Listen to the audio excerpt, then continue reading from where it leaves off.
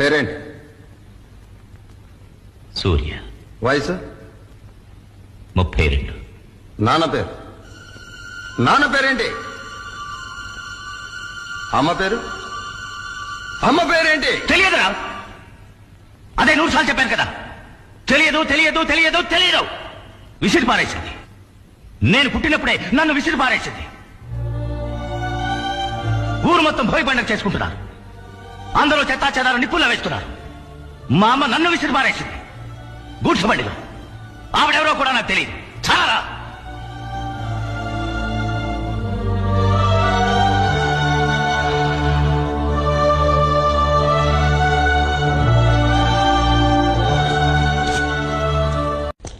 పేరేంటి? సూర్య. వయసు? 32. నాన్న పేరు? నాన్న పేరు